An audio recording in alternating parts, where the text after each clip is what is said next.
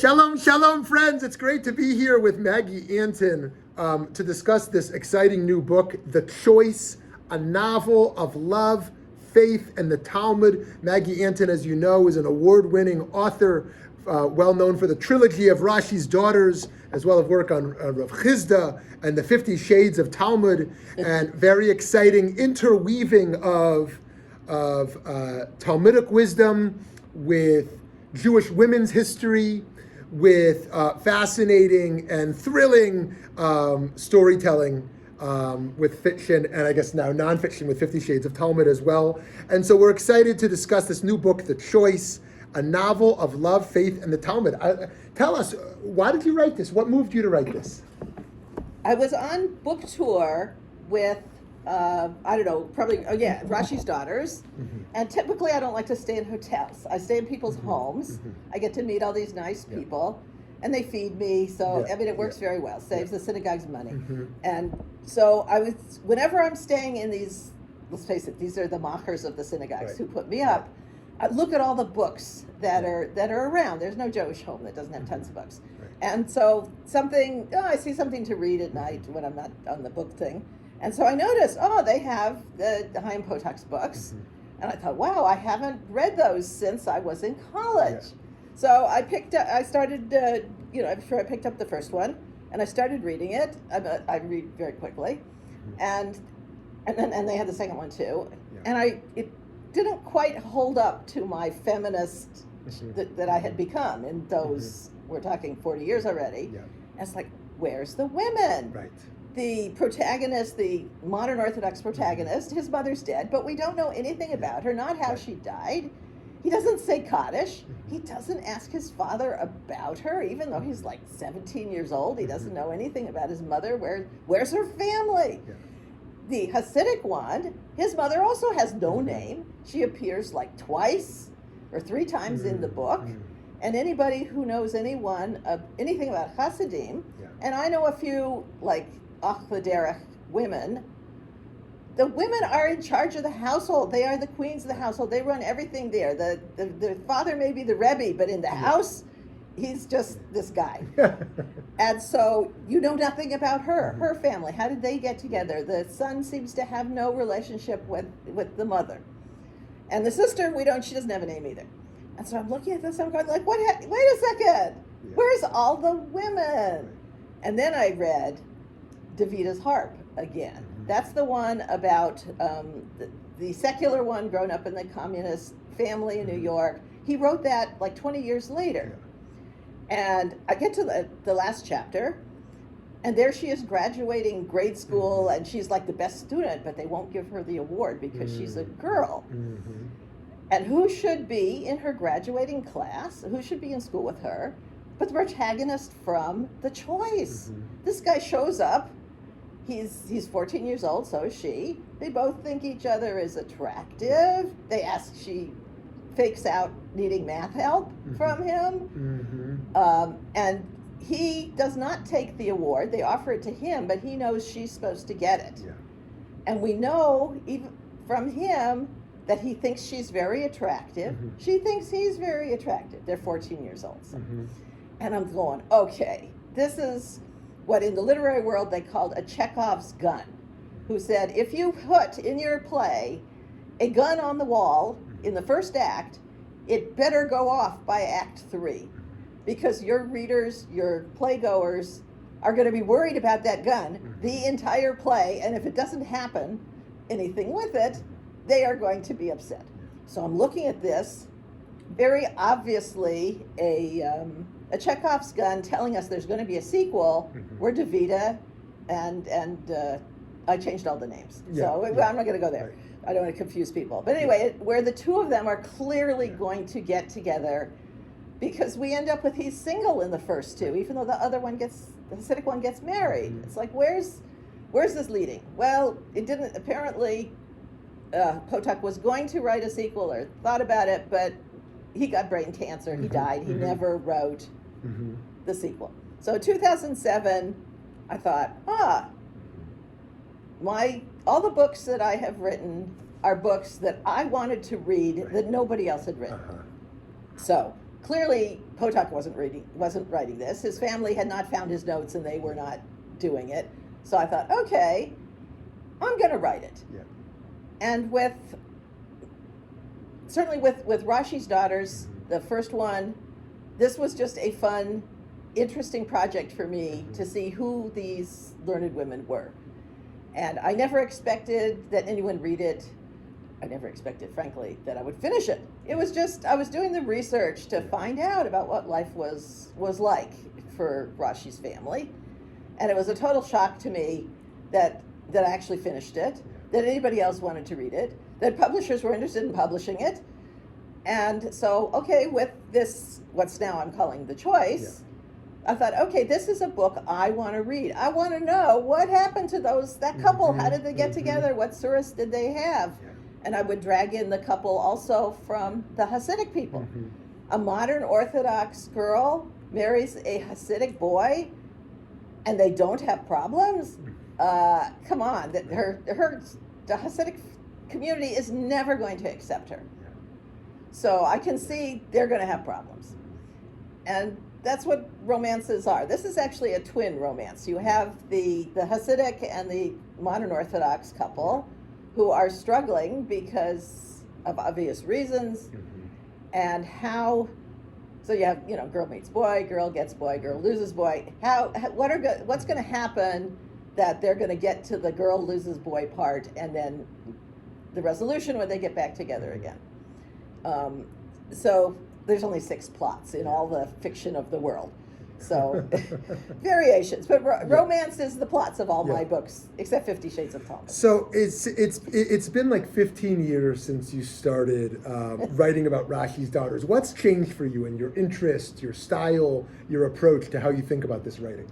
Well, as I said, the first one, actually, it's been more than 15 years because I started doing the research for Rashi's Daughters way on when I got into a women's Talmud class taught by Rabbi Rachel Adler. And being in a women's Talmud class, she points at Rashi, who's on every page, and probably I'd heard of him, but I had no idea who he was, that his daughters were reputed to be learned, reputed to wear tefillin. And my kids were sort of out of the nest. We're talking late 1990s. And I thought, were they really learned? Is this true? And so I started doing research. I live in Los Angeles, where we have, umpteen places to do research. We have 3 rabbinic schools. All have good libraries, UCLA, USC. And so I started doing research. And what I discovered about Rashi's community and about Rashi's family, we have Tshuvot Rashi. We have other kinds of responsive literature that describe, it's like the Dear Abby of the Middle Ages. I knew what people were doing. People were doing that their rabbis didn't want them to do because the rabbis are continuously complaining about it, same as now.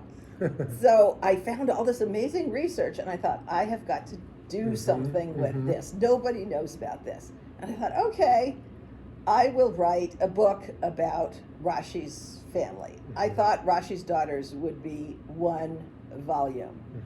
But then, after, several years, many years actually, maybe for 5 years, I finally realized this has got to be a trilogy. He's got 3 daughters. That helped. Because book 1 was 600 pages single-spaced, which I gave to a dozen friends and rabbis. They all said, this is great. You need to get this published. And I go, what? I just thought I'd be finished with it. But anyway, so then one thing led to another, found a literary agent, cut out half of the 600 pages, and eventually did not find a publisher, but I did start my own publishing company. And I went out there. I knew who my audience was. Most people have no idea how many Jewish women's groups there are, not just sisterhoods, Hadassah, National Council of Jewish Women, even, I can't even think of the names. And they all want speakers. They meet every week. Every month. And if I come in there, then I'll talk for free and I'll sell my books. They're happy. So I did that throughout Southern California and California. And then eventually, only a year and a half. sold 26,000 copies Wow. back of the room. Wow. And then the big publishers came coming. There was a bidding war between Penguin, HarperCollins, and That's Brown great. because they knew it was Yes. 2 more books. Right. And so I signed with Penguin, Yeah. and very successful. They brought out the next 2 books. Yeah. And then they said like, well, great. You got any other historical Jewish women you want to write about? Which I think moves on to. Yeah. So just before we get to that part, how do you think about the relationship or the blending of historical truth with historical fiction? Like, how are you educating readers? Like, when I'm reading here, I'm reading about these 2 characters, but then I'm also reading about the sugya, about and around Pesach and around and the Seder. So how do you think about weaving those 2 together? Okay, that was actually, you could call it inspired by reading Chaim Potak's books, which they're set in the yeshiva, and argument, all this Talmudic stuff. Yeah. There's not one line of Gemara in there. Right. And I said, and that was very frustrating to me, and I got into the women's Talmud, but I said, when I write Rashi's daughters, Rashi is the Talmudic teacher par excellence. His daughters reputed to be learned. They were actually learned, by the way. They wrote responsa for him later. And scholars argue whether his commentary on Tractate Nedarim, which is obviously not his, you can tell Rashi's writing, and his son-in-laws wrote some of his other commentaries, which they know are not his, but they're attributed to the son-in-laws. This one is unknown. It's like, excuse me, they don't know who wrote this, and other rabbis I've studied with said it does kind of look like it could be feminist. So I'm in the group that says Rashi's daughters actually wrote his commentary on that. Anyway, so I said, when the girls study with Rashi, the reader's in the room, and I picked all these different sugyot to have Rashi and his daughters study in there, and that became. Well, maybe my modus operandi, that in each of my books, you are going to learn a whole lot of Talmud as Rashi teaches them to the daughters you're in the room learning. And indeed, with the choice, you are also going to be learning. But for the choice, what I did is I focused on the sugya that have to do with women and women's position in Judaism and, frankly, unequal position, because she's agitated about it, and she's agitated, and he's single. He's like a monk, right? Okay, he goes out with girls, and they date. But believe me, the tractates that most of them that we're studying here are not ones that are commonly taught in the yeshiva. And maybe he knows, about marriage and stuff, but he hasn't really thought about how this plays out in real life and how real women would feel about it. So those are the sugyot that I'm specifically focusing on in the choice. In Rashi's time, I just picked whatever I thought were my favorites, or I thought my readers would appreciate. Not for what hour do we say the Shema? So do you primarily view yourself as telling a story, and there's some Torah interwoven in, or do you see yourself as also teaching Torah? Here, for example, like I think a lot of people, a text study would be intimidating to just go right into text. But here, it's very interesting. There's a story. It's very digestible. It's fun. It's accessible. It's a story, and there's real Torah in there also.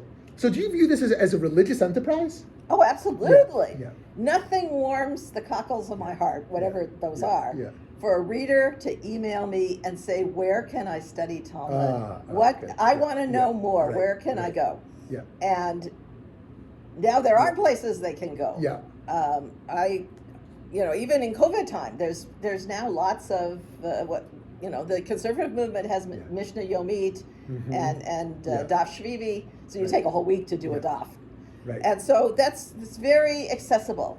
It's and now since the time I wrote this, you have the Sefaria on, so that you could read it intermixed Hebrew, Aramaic, and English translation. That was the big block for non-Orthodox. Well, even most Orthodox Jews don't know Aramaic. So that was always a big block to study Talmud, is there was not a good English translation. No. So, yeah. You know, it's kind of like I saw a very large percentage of Americans get their news from talk shows. And at first I was like, well, why don't you just watch the news? But I get it. It's more digestible. And this is obviously not a talk show. But I bet there's a lot of people who, this is how they want to access their Torah, in this kind of way, in a story fashion. So let me ask you, like, how did you choose the characters? Rashi's daughters, I mean, that feels relatively obvious, but maybe not to some. Rashi's daughters, Rav Chizda's daughters, how did you choose and which sages and and the women around those sages, and are there others you have in mind still? Well, that I don't know. But the Rashi's Daughters series was so successful that when the third one was coming out, or around that point, the people at Penguin said, do you have any other Jewish women historical that you would like to write about? And actually, I did. I had, ever since, Rav Hizda's daughter, we're talking 2nd and 3rd century CE. It's amazing the number of people who have to ask me what CE Yes, exactly. is. Right. Anyway, I had come across her piece of Talmud way back. Yeah. She's 9 or 10 years old. It's hard to know exactly, but she's a young girl, but she's old enough that she's sitting in her father's classes with his students, which is in his living room. Same way Rashi did it. We're not talking big yeshivas here. So Rav Hizda's students are learning Jewish law in order that they can go on to be judges in the Jewish courts. And this is the time period when the Jews are living in Persia. They have totally autonomy. Romans are doing their thing in Israel, but in Babylonia, where the Jews have been for 1,000 years, since Nebuchadnezzar's time. Anyway, they have their own king, the Exilarch, who has their own court system. Persians are very laissez-faire. They conquer you, and they say their army will protect you. You do your own thing and pay taxes. And that's how Cyrus the Great got to be Cyrus the Great. Anyway, so we don't even have a name. We're not sure what her name is. So she's in this room with the students, and Rav Hizda, apparently, surprisingly, calls up his 2 best students. And he asks her, in front of the whole class, who do you want to marry? He doesn't say which one do you want to marry. He says, who do you want to marry? And we don't say how long she hesitated. She answers, both of them. There's clearly lengthy silence at this point. And finally, the younger of the 2, Rava, who is like the Moses of the Talmud. He's in there 4,000 times. He's like a quarter of it, Yeah, 4,000 times. And his halacha, except for 6 cases, is the halacha. Right. So he says, I'll be the last one. And the Talmud tells us, and that's what happened. She marries both of them. First she marries the older one, then she's widowed, and she apparently has children from the first one, because we see by the names, at least of the sons, the Talmud guy, Chacham, who are Ben so-and-so, or Bar so-and-so. So she marries the first one, she's untimely widowed, and then she marries husband number 2. And she is Rav Hizda is like the wealthiest rabbi of that time. Rava appears to be one of the poorest. Anyway, she marries him, and she's the woman mentioned in the Talmud in the most places. So there's a lot of stuff about her, but I thought, what a story. She has 2 husbands. Come on. And the second one is waiting. I mean, it's like she said she wants to marry both of them. How did they not write about this? And part of it was also in the back of my mind. I wanted to do for the women of the Talmudic community that created the Talmud what I did for the women and the community of Rashi's time. How did they live? How did they cook? And of course, not in those parts of yeshivas, but there's a whole tractate, Kelim, on vessels. It tells you everything you want to know about the kitchen, and looms, and all these. There was the tricky part was finding it all. Yeah. Wouldn't Bruria have been the obvious choice? Yeah. Bruria has a very sad ending. Yes, that's true. But also, I had put Bruria, I told her story in Rashi's Daughters, not knowing that I would ever write anything else. Oh, I see. That makes sense. Right. So there was a plot point in which her as Rashi's the oldest daughter and her husband, they're getting older. Yeah. And she's appearing to be attracted to a younger guy. Yeah. And he's getting jealous, and Rashi teaches him about Bruri and says, you don't want to go there. You don't want to throw a stumbling block before your blind wife. And of course she's going to fall over it. Yeah. And so I did that. But I can tell your readers, tell everybody, happy endings. Okay. I do not. I have been talking about Rashi's daughters to people, to groups, and I always say, happy ending. You can read enough horrible stuff in the newspaper. Yeah. We need happy endings these days. Yeah. And I've been saying that for 25 years, and it's still like. Right. Okay, well, maybe just one last question, although I could talk to you for a long time. Right. How did some of the other Jewish historical fiction writers like Milton Steinberg or Anita Diamant, or you already mentioned Chaim Potok, how did they inform kind of how you thought about this work, and in what ways did you see yourself kind of departing from those styles too? Well, okay, first I got to say Chaim Potok did not write historical fiction. The Historical Fiction Society is arguing whether it has to be 50 years in the past or 75 years in the past. Oh, interesting. But he's writing in 1960 and his characters are in the 1940s. So it's not even close. Okay. Whereas Milton Steinberg's writing Talmudic time, and Anita Diamant is biblical time. So there's no question they're old. Yes, I read Anita Diamant after I had written Rashi's Daughters. Oh, really? Because so many people asked this kind of question. Yeah. She was the first Jewish woman historical novelist. And boy, did people fall all over themselves to read her works. That's partly how I wasn't surprised that Rashi's Daughters turned into a bestseller. Up until that time, there was no Jewish historical fiction. Wow. And Jewish women are like one of the largest readers of books as a demographic. Right. Milton Steinberg, that was fascinating. He didn't include as much history. You didn't learn much about how the Talmud was being created. You didn't learn much about what was going on in the Greek world. They were in their little bubble, and actually, I was very disappointed that when the guys went into Pardes, we didn't, they went to the next world. I thought that's going to be the climax of the book. They just do it and they come home. And it's like, what? You see God, it's not a big deal. Funny. That's interesting. And Anita Diamant also, let's face it, we don't really have history of biblical times. We have the Torah, which, as we all know, is not a historical document. Right. And there's certainly no way you could find out. But Talmudic times, when I'm writing about Rav Hizda's daughter, there's a lot of history. This is when Rome is in its prime. The Persians are in their prime. There's a lot of history. We have Josephus even. How much of that is historical fiction? Which also I have to point out, almost all history we have from olden times is written by men. And it's written by the winners. It's written by people who are trying to glorify their particular, they're not going to write the stuff. Or censored by the winners. That too. It is not written by women for the most part. If I wanted to know what the women are doing, what the families are doing, even what the regular, folks on the ground are doing, it has to be historical fiction. And I wanted to be as historical as I could. I include what really happens, and I include historical figures when they're in the vicinity. So, like in Rashi's Daughters, there was no way I could tiptoe around the fact that the First Crusade, which wasn't called a crusade, and it certainly wasn't called the first, because nobody knew at that point, happens then. And what's going on with the Gregorian reforms? Pope Gregory's the one who decided that the clergy should be celibate. You could imagine that didn't go over very well.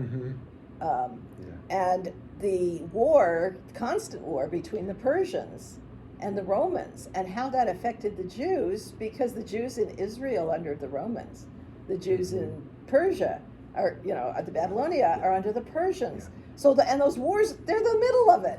So the wars are going through, and so I'm trying to include as much history. And I give you maps, and I try, and I want to be really accurate. with my history. So you're learning Torah, you're learning Talmud, Yeah, it's you're learning the amazing. That's history great. of Jews, Yeah. and you're learning what women and families and of this time periods, which to me the two of the most critical time period, as far as I'm concerned, is the part in Persia where the rabbis are creating the Talmud. They don't know when they're talking and having all these conversations that that's going to be Jewish canon. They would have censored themselves better if they did. But they are creating, and let's face it, without the Talmudic rabbis, and I always want to say this, the temple is gone. They don't know that it's not coming back, the temple in Jerusalem.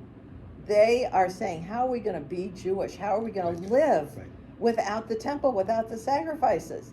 They create the synagogue. They create all our prayers. They create our modern kashrut system. The Judaism we have today comes out of the Talmud, and Rashi then takes the Talmud and makes it accessible to everybody. Without his commentary, the Talmud is a closed book. Between those two civilizations is the reason we have modern Judaism today. Fascinating. So friends, if you want to understand Judaism as we know it, we have to engage in that history in the Talmud. And a really great way to do that is to check out The Choice, a novel of love and faith in the Talmud. Maggie Anton, thank you so much for this. My pleasure. This was so great.